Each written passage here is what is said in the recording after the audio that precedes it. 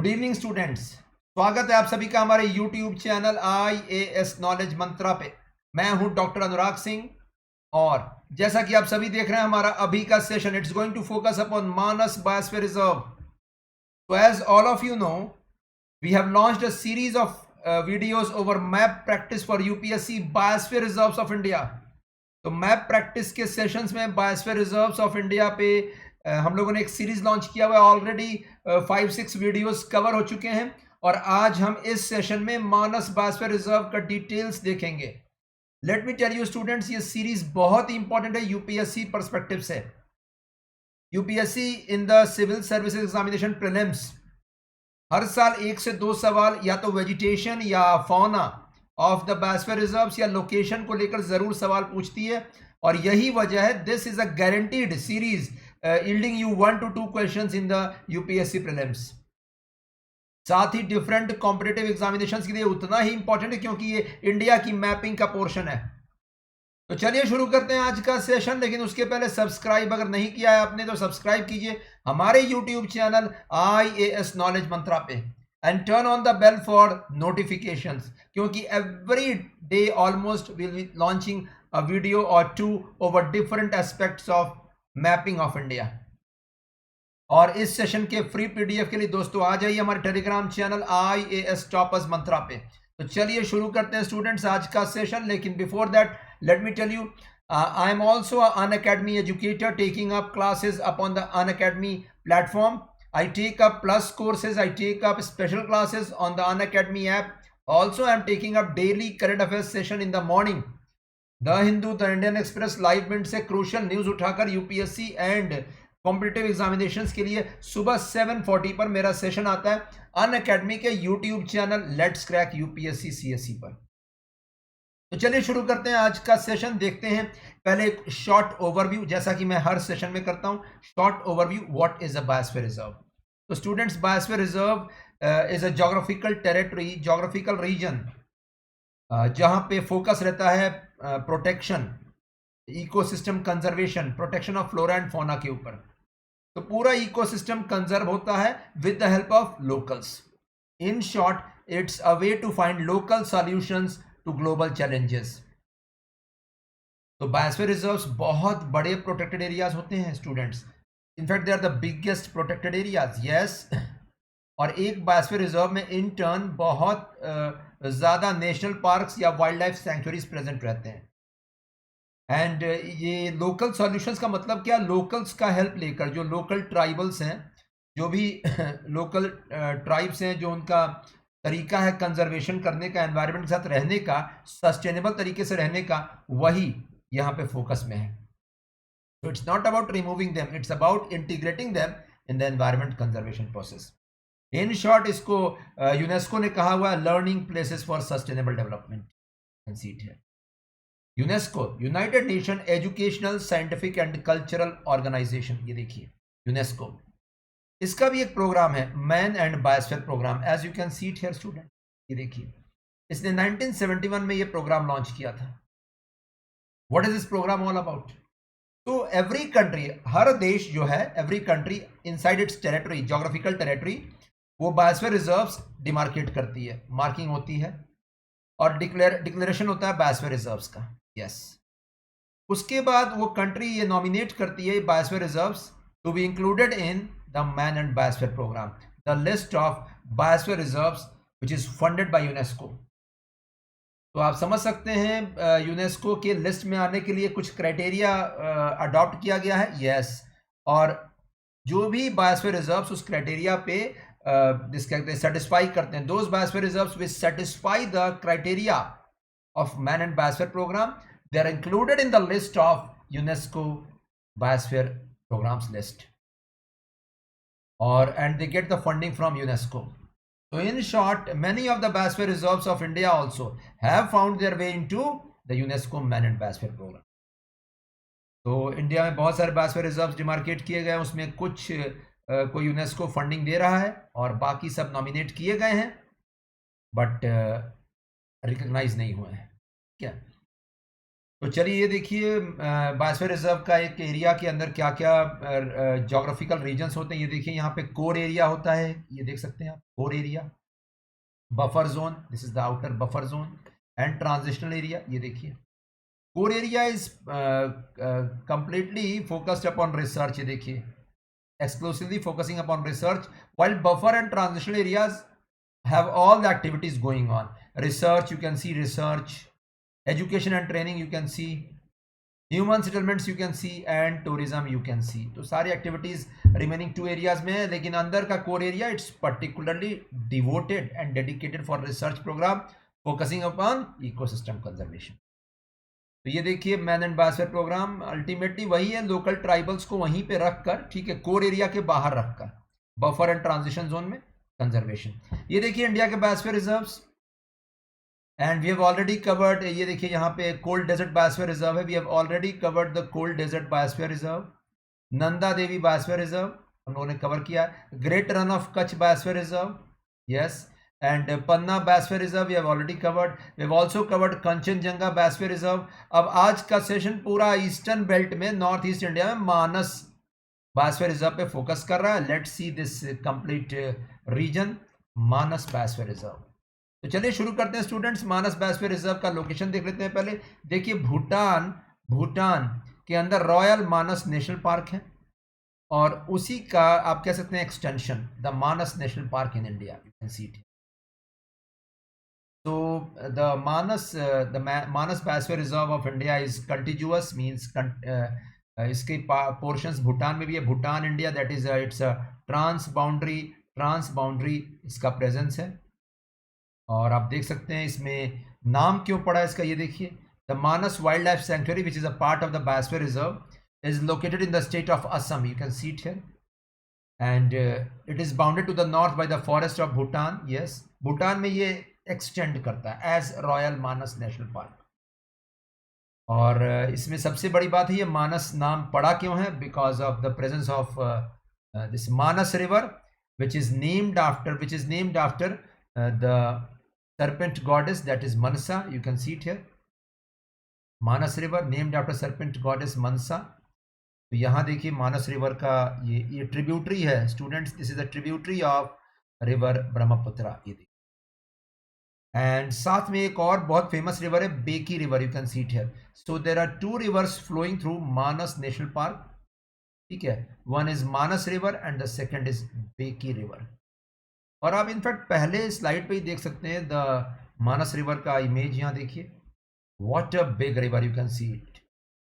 इसी के आसपास का पूरा इकोसिस्टम कंजर्व करने के लिए मानस बायोस्फीयर रिजर्व डिनोट किया। And you can C the Manas Wildlife Sanctuary, it includes forested hills, grasslands and tropical evergreen forest. In fact, Manas Biosphere Reserve एक ऐसा पार्ट है जहां फॉरेस्ट भी पाए जाते हैं स्टूडेंट्स, एंड साथ में ग्रासलैंड्स भी पाए जाते हैं। ग्रासलैंड्स कहाँ पे, नियर द रिवर, यस। और मैं बता दूं ये फॉरेस्ट कैसे हैं, ये फुट हिल्स पे पाए जाते हैं फॉरेस्ट, यानी हिमालयन फुट हिल्स, ठीक है, जस्ट जो माउंटेन्स का बेस है प्लेन्स के पास में, वहां पे। And this Manas biosphere reserve is also, let me tell you, it's also world heritage site. मैं ये बताऊंगा आपको, UNESCO world natural world heritage site भी है ये। एक टाइगर रिजर्व भी डिनोट किया गया है इससे, ये देखिए, ये एक एलिफेंट रिजर्व भी है। आप देख सकते हैं कितना इसके कितने क्या कहते हैं इसको, कितने टैग्स में रखा गया है, प्रोजेक्ट टाइगर में, प्रोजेक्ट एलिफेंट में, also a biosphere reserve, also a world heritage site. And you can see located in the Himalayan foothills, it is contiguous with the Royal Manas National Park in Bhutan, जैसा कि image में आपको दिख रहा है। तो ये पोर्शन है मानस बायोस्फीयर रिजर्व का, जो इंडिया के अंदर ही आता है ये, ठीक है, completely the biosphere reserve. And in Bhutan there is a national park, royal Manas national. तो this is it about the location of Manas. ये देखिए यहाँ पे मानस का लोकेशन, भूटान के साथ boundary. And along with that you can see the site contains various critical fauna। हम देखने वाले fauna कौन कौन से, ये देखिए Manas biosphere reserve the park is known for its rare and endangered endemic wildlife. बहुत एंडेमिक वाइल्ड लाइफ यहाँ प्रेजेंट है, such as Assam roofed turtle, hispid hare, golden langur, pygmy hog, ये सब हम देखेंगे, चिंता मत कीजिए, क्योंकि सब के सब इंपॉर्टेंट है इस बार के प्रीलिम्स के लिए। ये देखिए 2021 का प्रीलिम्स और 2022 का prelims, this is a comprehensive series. Okay, so you can see there are two major biomes present inside Manas Biosphere Reserve. One is the forest biome, forest, yes, forested area. One is the grassland biome, you can see. और forest biome में एक बहुत बड़ा क्या कहते हैं, बहुत critical एक animal, Chinese pangolin, as you can see it here. Chinese pangolin is found in the forest biome. Chinese pangolin in fact students केवल नॉर्थ ईस्ट इंडिया में पाया जाता है, इनसाइड इंडिया, ठीक है। And as the name suggest it is also found in China. ये आज की तारीख में क्रिटिकली एंडेंजर्ड है, critically endangered as per IUCN। Let me tell you, just a minute. So this is critically endangered as per IUCN। तो आप समझ सकते हैं कि इसके नंबर्स कितने कम हो गए, एंड मानस में ये कुछ इसके इंडिविजुअल्स पाए जाते हैं। Along with that students, let me tell you one more thing, Chinese pangolin के नंबर्स क्यों कम हुए, because it is required in Chinese medicine. ये देखिए, तो पैंगोलिन का एक और स्पीसीज है इंडियन पैंगोलिन, मैं बताऊंगा जब मैं पढ़ाऊंगा पेनिनसुलर इंडिया के biosphere reserves. Okay, so this is it. Forest and forest में मैं बता दूं आपको, यहाँ पे फॉरेस्ट बायोम में कैसे फॉरेस्ट पाए जाते हैं, एवरग्रीन फॉरेस्ट भी पाए जाते हैं, डिसीडियस फॉरेस्ट भी पाए जा रहे हैं। In short, mixed forest, deciduous and evergreen. Deciduous का मतलब क्या है, जहां पतझड़ का मौसम होता है, the trees shed their leaves once in a year. And evergreen का मतलब क्या होता है, the trees which don't shed their leaves, that's it. चलिए आगे बढ़ते हैं। सेकेंड टाइप ऑफ बायोम देखिए, ग्रासलैंड। देखिए ग्रासलैंड बायोम, तो ग्रासेस भी यहां पाए जाते हैं near the river belt in the plain areas. And यहां पे कुछ बहुत फेमस एंडेमिक एनिमल्स हैं। The first one is the pygmy hog. ये देखिए, द स्मॉलेस्ट पिग, ये देखिए नाम है पिग्मी हॉग। एंड ये पाया ही जाता है ये ग्रासलैंड्स में, एलुवियल ग्रासलैंड्स। तो ये नोट कीजिएगा, एलुवियल ग्रासलैंड्स में पाया जाता है, just around Brahmaputra and Manas river. तो Manas river is a tributary of Brahmaputra, उसी के आसपास ये पाया जा रहा है। And it's endangered as per IUCN, endangered as per IUCN। तो पिग्मी हॉग इंपॉर्टेंट है, और IUCN के रेड लिस्ट में इसका नेम आया था इंडिया में एंडेंजर्ड स्पीसीज में। सेकेंड फोना यहाँ का, ये देखिए Bengal florican, the famous bird. And Bengal florican में सबसे crucial point students, that it's आप कहते हैं native of India, and native नहीं, यहाँ पे it's endemic to north east India, also to some portions of south east Asia. तो साउथ ईस्ट एशिया और नॉर्थ ईस्ट इंडिया में ये एंडेमिक दिस बंगाल फ्लोरिकन, और ये एक सब स्पीसीज है, बस्टार्ड स्पीसीज का सब स्पीसीज है, ये देखिए। और बस्टार्ड स्पीसीज में एक बहुत फेमस है ग्रेट इंडियन बस्टार्ड, जो पाया जाता है राजस्थान में ग्रासलैंड्स में। सेम एक सेकेंड वैरायटी है Bengal florican, very very important. And अभी रिसेंट इसका न्यूज आया, it has been tagged as, this has been tagged as critically endangered as per I. Very very important. ये पहले एंडेंजर्ड था, अब इसके नंबर्स 1000 से कम हो गए, and it has been tagged as critically endangered. Very very important. तो it's endemic to the north east India and some portions of south east Asia, that's it. ये इसी बेल्ट में पाया जाता है। ये भी ग्रासलैंड बायोम का बर्ड है, ये देखिए आप, ग्रासेस में पाया जाता है। Next, let's shift to the next animal of grassland biome, one horned rhinoceros. So as you can see, one horned rhinoceros is found in whole of northeast India, और उसमें काजीरंगा में तो पाया ही जाता है, Kaziranga is famous for it. Pobitora में भी पाया जाता है, पोबीतोड़ा सेंचुरी, एंड साथ में मानस ऑल्सो। तो वन हॉर्न राइनोसेरस, ये देखिए यहाँ पे, इट्स इसके बारे में डिटेल्स देखें यहाँ पे। Second largest Asian animal after Asian elephant, very very important. Common name great one horn rhinoceros. Habitat India and Nepal, तो India, Nepal and some portions even Bhutan it is found. It is herbivorous mammal and vulnerable status as per IUCN। Vulnerable tagged है as per IUCN। देखिए यहाँ के सारे animals या तो vulnerable या critically endangered या endangered.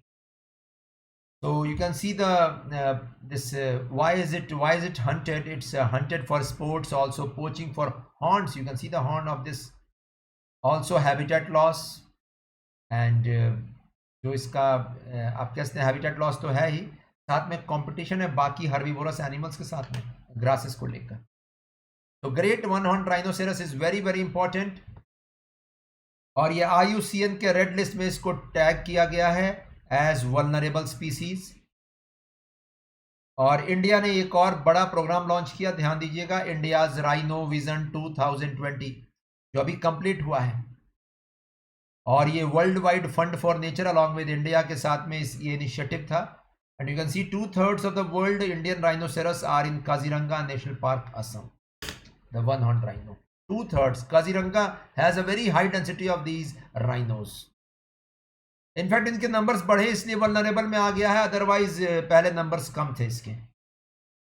So you can see Indian Rhino Vision 2020 partnership of Government of Assam, International Rhino Foundation, very important students, ये न्यूज में भी आया था, let me tell you, and World Wide Fund for Nature। तो WWF का initiative along with International Rhino Foundation and Assam government। Aim क्या था? To attain a population of 3000 rhinos in 7 of Assam protected areas by the year 2020। 3000 population achieve करना था और achieve हो गया है। यू कैन सी दो जगह जहां पे ये पाए जाते हैं, Kaziranga and Pobitora, and 5 targeted protected areas जहां पे इनको शिफ्ट भी करना था, मानस, लखोवा, ठीक है, Kochmora, Dibru Saikhowa and Orang national park. हम ये सब देखने वाले हैं, नॉट टू वरी। तो 7 एरियाज यही हो गए, काजीरंगा एंड पोबीतोड़ा वेरी इंपॉर्टेंट, जहां से इनको सोर्स आउट किया गया, and Manas is one of the areas जहां इनको शिफ्ट किया। इंडियन राइनोज को के ऊपर एक न्यूज है स्टूडेंट्स, ये देखिए, लास्ट 2 राइनोज, ये जस्ट इंडियन एक्सप्रेस 2021 में ये न्यूज आया, just 1 month back, that is February March के आसपास। Last 2 rhinos translocated under this Indian rhino vision 2020। So this news came up within the last 3 months। M क्या था इस vision का?